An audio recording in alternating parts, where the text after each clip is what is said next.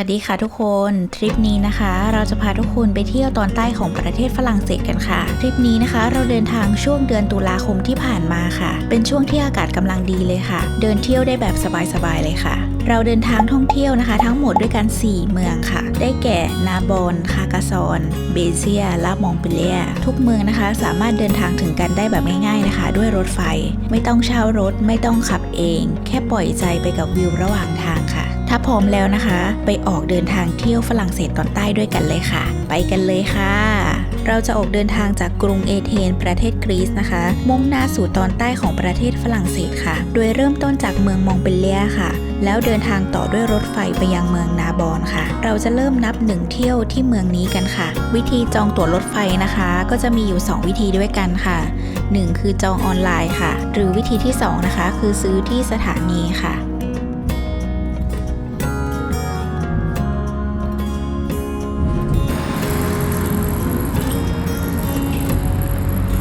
ตอนนี้นะคะเราก็ออกมาจากสถานีรถไฟนาบอนแล้วนะคะกำลังจะเดินไปที่ห้องพักนะคะที่เราได้พักไว้นะ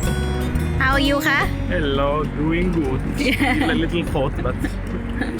30 degree here นะ30 องศานะคะที่นี่ร้อนมาก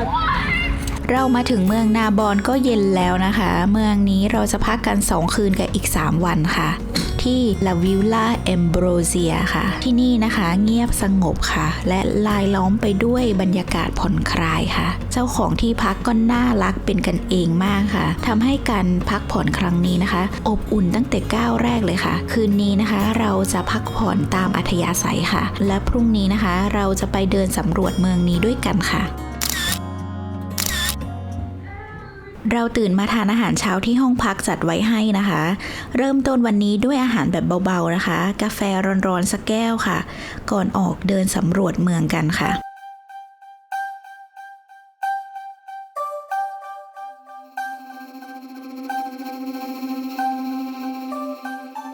จุดแรกของวันนี้นะคะเราจะไปเที่ยว La Via Domizia เป็นถนนสายโรมันเก่าแก่ค่ะซึ่งถือเป็นสายแรกที่ชาวโรมันนะคะสร้างขึ้นในแคว้นกอร์นะคะเพื่อเชื่อมต่อระหว่างอิตาลีกับสเปนค่ะถนนสายนี้นะคะเป็นเส้นทางสำคัญทางการค้าและการเดินทัพค่ะและจุดเริ่มต้นของเมืองนาบอนในอดีตเลยค่ะ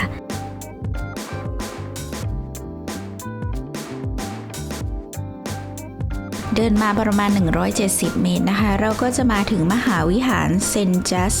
และเซนต์ปาสเตอร์ค่ะ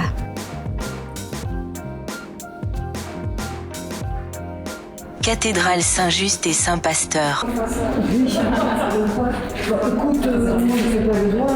Mais non, je sais, mais je sais. Je me souviens d'une เป็นมหาวิหารเก่าแก่สไตล์โกธิกนะคะเริ่มสร้างตั้งแต่ศตวรรษที่13นะคะแม้จะสร้างไม่สำเร็จสมบูรณ์นะคะแต่ก็ยังคงความยิ่งใหญ่และความงดงามค่ะไฮไลท์ของที่นี่นะคะคือเพดานโค้งสูงค่ะและหน้าต่างกระจกสีของวิหารแห่งนี้นะคะทำหน้าที่บอกเล่าเรื่องราวคัมภีร์รวมถึงชีวิตความศรัทธาของนักบุญทั้งสองค่ะผ่านภาพสีและเสียงค่ะ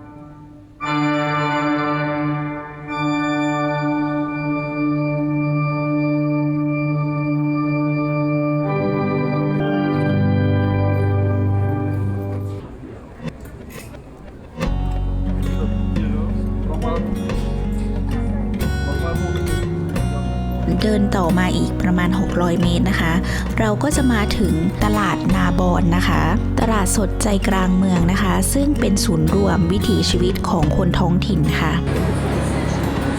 ไฮไลท์ของที่นี่นะคะคืออาหารท้องถิ่นค่ะ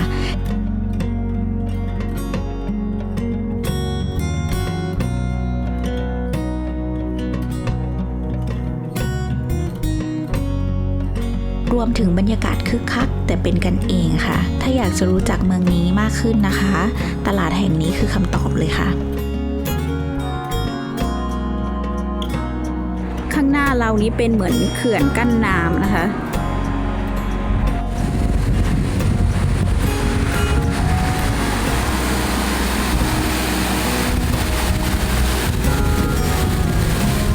หลังจากที่เราเดินชมเมืองกันจนเหนื่อยแล้วนะคะเราก็จะกลับไปที่ห้องพักค่ะเพื่ออาบน้ำพักผ่อนเตรียมตัวที่จะออกไปทานมื้อค่ำค่ะที่ร้านชื่อดังของประเทศฝรั่งเศสอย่าง Le Grand Buffet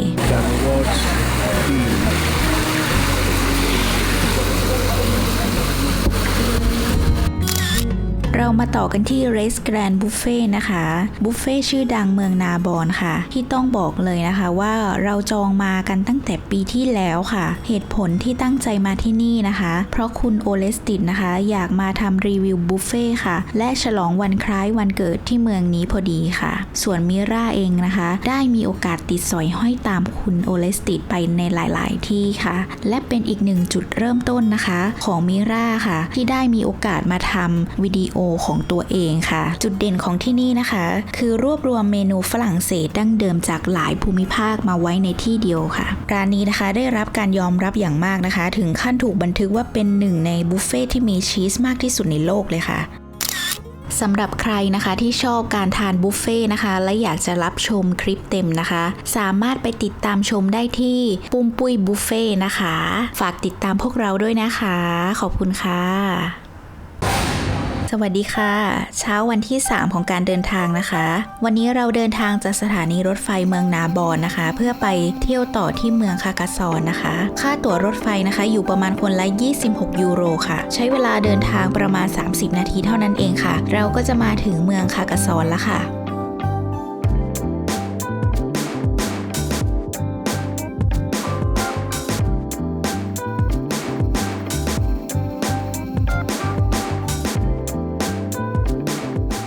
หลังจากที่ฝากกระเป๋าเรียบร้อยแล้วนะคะเราก็เริ่มออกเดินทางท่องเที่ยวทันทีเลยค่ะ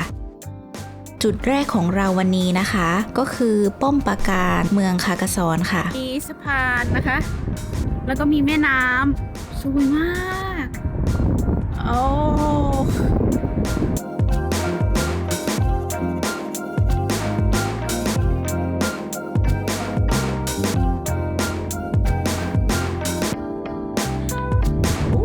ดูวิวข้างหลังสิคะอันนี้คือทางที่ขึ้นมานะคะ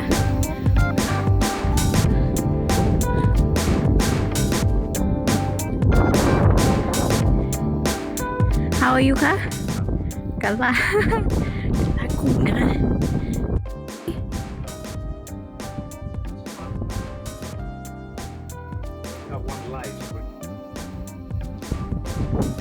ที่นี่นะคะเป็นป้อมปราการยุคกลางค่ะที่มีประวัติยาวนานกว่า 2,000 ปีเลยค่ะนี่นะคะเขามีบริการลูกค้าเดินชมปราสาทและยังได้รับขึ้นทะเบียนเป็นมรดกโลกอีกด้วยค่ะบรรยากาศด้านในเมืองนะคะเหมือนเราได้ย้อนเวลากลับไปสู่ในยุคอัศวินค่ะกำแพงเมืองที่นี่นะคะสร้างซ้อนกันถึง2ชั้นค่ะมีหอคอยทั้งหมด50ห้องค่ะและยังคงสมบูรณ์มากๆเลยค่ะ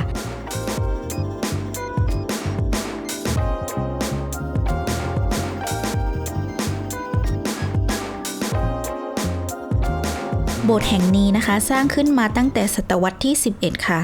มีการผสมผสานสถาปัตยกรรมแบบโรมาเนสและโกธิก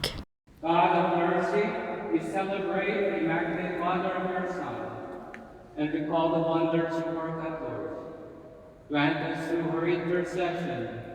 strength in our weakness, healing in our illness, and unfailing light in our darkness. ที่นี่นะคะดูมีการประดับเหมือนหน้าคนนะคะแต่ว่าเป็นหน้าคนที่เป็นแบบไม่เหมือนกันนะคะทำให้นึกถึงเรื่อง Game of Thrones เลยนะคะ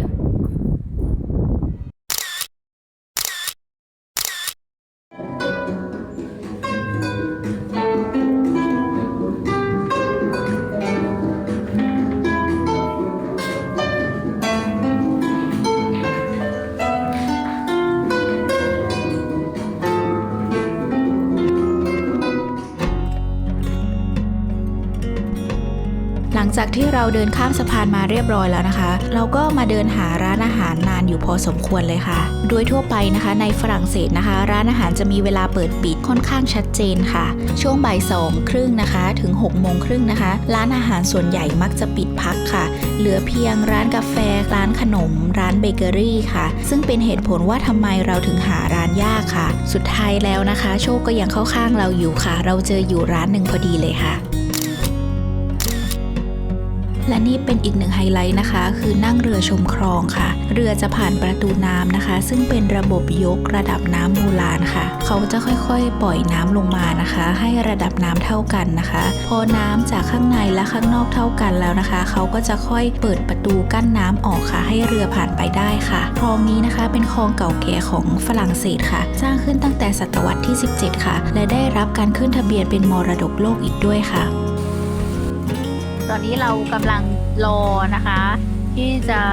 เข้าเช็คอินห้องพักนะคะ4 PM เนาะ4 โมงเย็นค่ะตอนนี้บ่าย 3ละอีก1 ชั่วโมงเราก็เลยมานั่งเล่นรอที่สวนสาธารณะนะคะใกล้ๆกับสถานีรถไฟนะคะห้องที่เราพักก็ใกล้ๆแถวนี้นะคะเพราะว่าเดินทางสะดวกดีค่ะสำหรับเมืองคาร์คาซอนนะคะเราจะนอนเพียงแค่1 คืนค่ะและพรุ่งนี้เช้านะคะเราจะออกเดินทางต่อเพื่อไปเที่ยวเมืองเบเซียค่ะ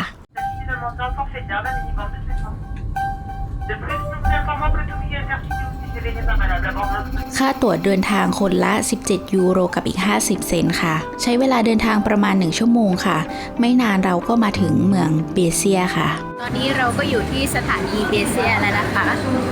ค่อนข้างคึกคักนะคะบรรยากาศมันฝนครึ้มฟ้าครึ้มฝนมันฝนจะตกนะคะแต่ก็ดูคึกคักอยู่นะคะคนยังเยอะอยู่เราเดินออกจากสถานีรถไฟเมืองเบเซียนะคะมาประมาณ300 เมตรค่ะเราก็จะมาเจอสวนสาธารณะขนาดใหญ่ค่ะเช็คอินประมาณบ่าย 3นะคะตอนนี้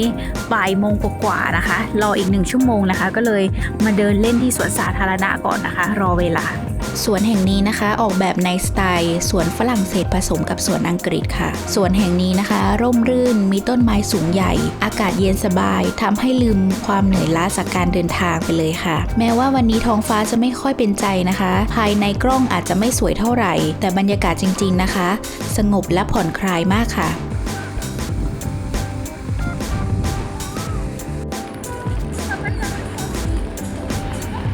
ระหว่างที่เรากำลังเดินกลับนะคะฝนก็เริ่มลงเม็ดค่ะวันนี้นะคะเราก็จะพักผ่อนตามอัธยาศัยนะคะเก็บแรงไว้เที่ยวต่อในวันถัดไปค่ะอรุณสวัสดิ์นะคะฮัลโหลค่ะฮัลโหลสวัสดีครับ ตอนนี้เราก็ยังอยู่กันที่เบเซียนะคะเช้าวันนี้เราจะเดินสำรวจเมืองกันนะคะนี่ฝนเพิ่งตกไปนะคะตอนนี้หยุดละดูถนนเปียกหมดเลยค่ะเราพักออกจากตัวเมืองไปไกลพอสมควรนะคะแต่ว่าเงียบสงบมากค่ะเมืองนี้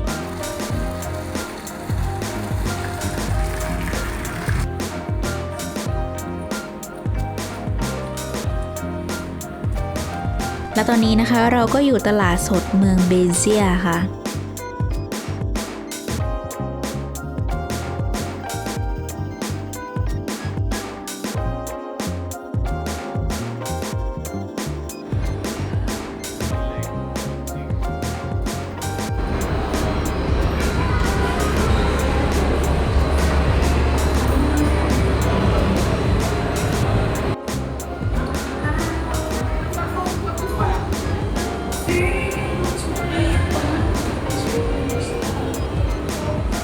แล้วเขาก็จะมีเป็นแบบเส้นๆแบบนี้นะคะแล้วก็ราคาให้นะคะว่าราคาแต่ละอย่างนี้เท่าไหร่นะคะดูนี่สิคะโมกรา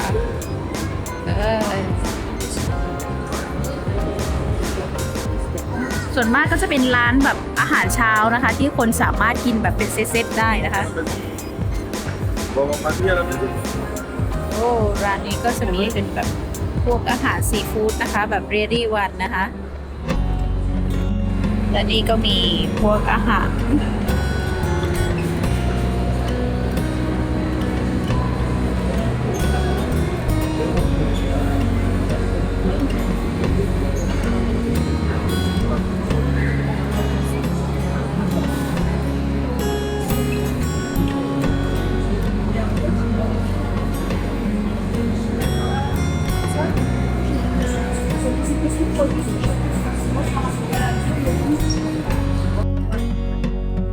แล้วก็มีชีสนะคะ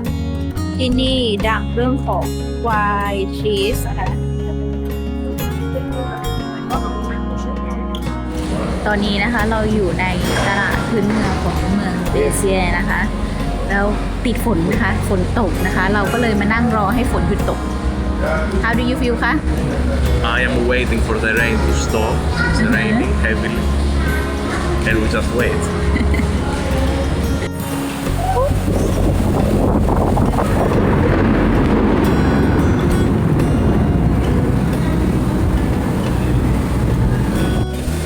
และน้ำก็รั่วตลาดนะคะเพราะว่าฝนตกเยอะมากนะ สุดท้ายแล้วนะคะเราก็เลยตัดสินใจนะคะเรียก Uber นะคะกลับไปที่ห้องพักค่ะ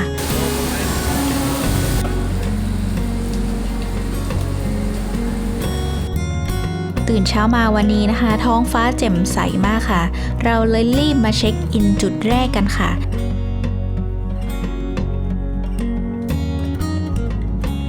ห่างจากจุดชมวิวมาทางด้านขวามือนะคะก็จะเป็นสวนนะคะสวนพืชพันธุ์นะคะซึ่งที่ขาดไม่ได้ก็คือกุหลาบนะคะทุกสวนในฝรั่งเศสนะคะจะมีต้นกุหลาบนะคะที่ขาดไม่ได้มหาวิหารเชงนาแซสร้างขึ้นตั้งแต่ในศตวรรษที่ 13 นะคะมองเห็นแม่น้ำโอบและตัวเมืองโดยรอบได้สวยงามมากค่ะเป็นสถาปัตยกรรมแบบโกธิกที่แข็งแรงคล้ายป้อมปราการค่ะปัจจุบันนะคะเป็นสัญลักษณ์สำคัญของเมืองค่ะและเป็นจุดชมวิวที่สวยที่สุดแห่งหนึ่งของเบเซียเลยค่ะ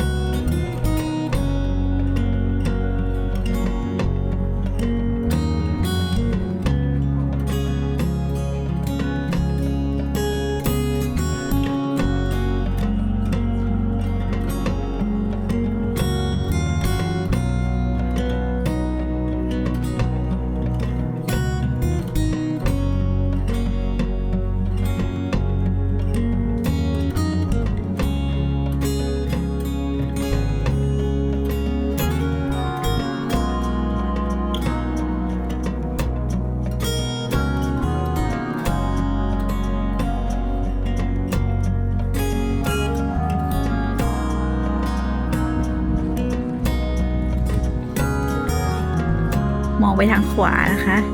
เราจะเจอวิวแม่น้ำนะคะ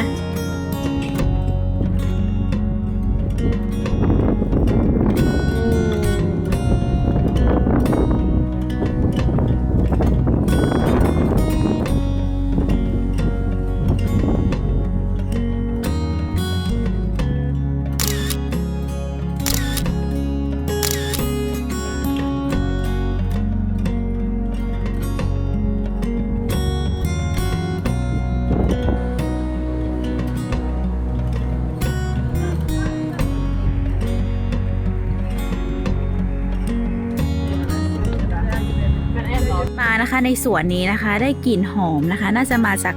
ดอกไม้อันนี้นะคะคล้ายๆมะลินะคะกลิ่นคล้ายๆมะลิทำให้สวนนี้หอมทั้งสวนเลยนะคะกลิ่นหอมทั้งสวนและตอนนี้นะคะเราก็อยู่กันที่สะพานเมืองเก่านะคะที่ข้ามแม่น้ำโอบนะคะ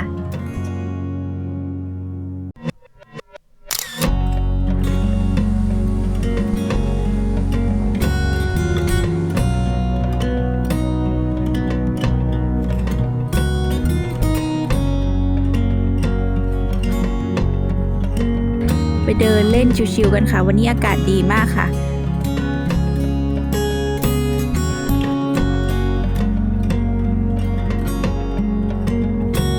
โอ้บรรยากาศคือสวยมากทุกคนบรรยากาศดีมากถ้ามาเที่ยวฝรั่งเศสตอนใต้อย่าพลาดเมืองนี้เลยนะคะ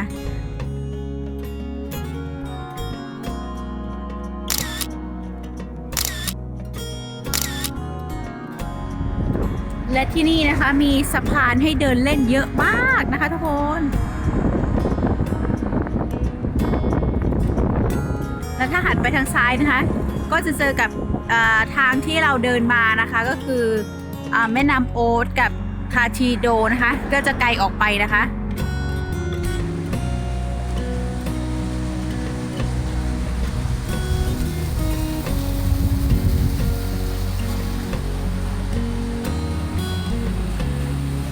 เขื่อนกั้นน้ำนะคะนี่ประตูกั้นน้ำเขาจะค่อยๆปล่อยน้ำออกมานะคะ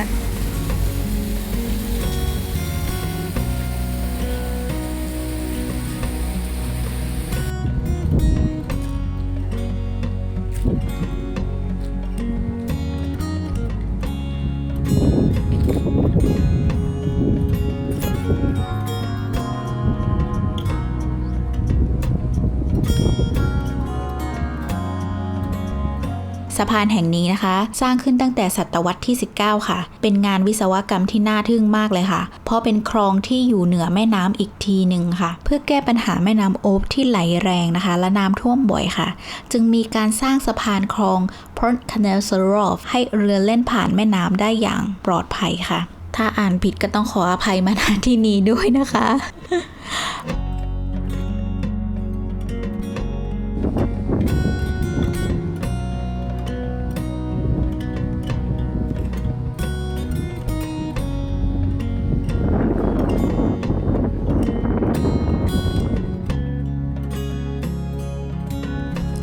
หลังจากที่เราเดินชมคลองกันเรียบร้อยแล้วนะคะเราก็จะมาแวะพักกันต่อที่สวนสาธารณะเมืองเบียเซียค่ะเพราะเราชอบบรรยากาศของที่นี่มากๆเลยค่ะรู้สึกผ่อนคลาย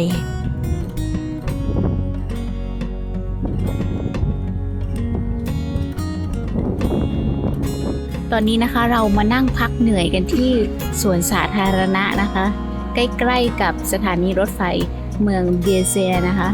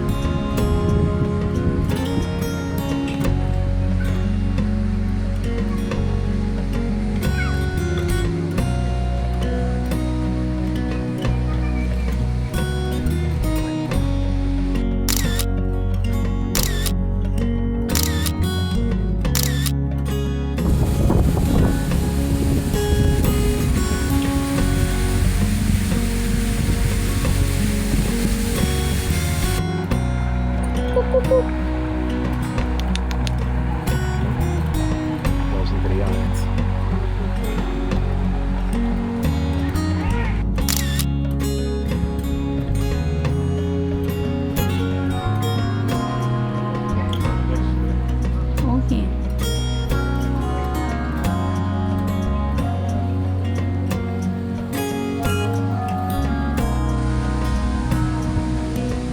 พอหายเหนื่อยแล้วนะคะ เราก็แวะไปจิบกาแฟเบาๆก่อนกลับห้องพักค่ะ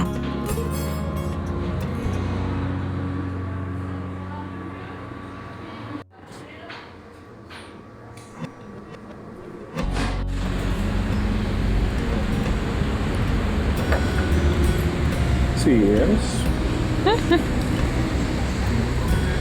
หมดไปอีก1 วันนะคะ รู้สึกว่าวันนี้นะคะเวลาจะเดินเร็วกว่าทุกวันเลยค่ะ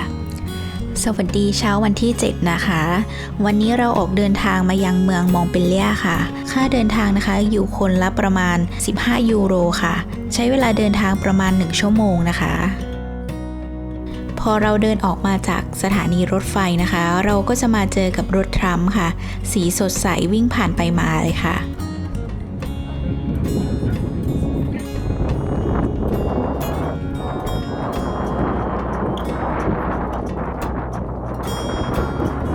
เราก็จะไปเดินเล่นต่อที่จัตุรัสกลางเมืองค่ะรอบๆเต็มไปด้วยตึกสวยๆค่ะ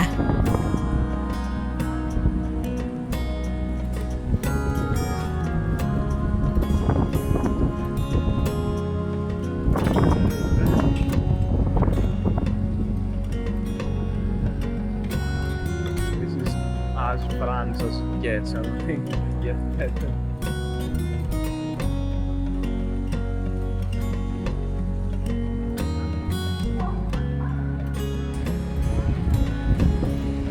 แหละ Do you like here? Very nice. Yes, big square in Montpellier. เมืองนี้นะคะ เราจะมาพักแค่1 คืนเท่านั้นค่ะ พรุ่งนี้เช้าเราต้องออกเดินทางกลับกรีซค่ะ ตั้งแต่ตี 5เลยค่ะ เลยไม่มีโอกาสได้พาเที่ยวชมเมืองนี้ได้อย่างเต็มที่นะคะ ต้องขออภัยทุกคนด้วยนะคะ ถ้าชอบคลิปแนวนี้นะคะ ฝากกดไลค์ กดแชร์ กด Subscribe กดติดตามและเป็นกำลังใจให้กันด้วยนะคะ แล้วเจอกันใหม่ในคลิปหน้าค่ะ สวัสดีค่ะ สวัสดีครับ Sawadee krap. นี่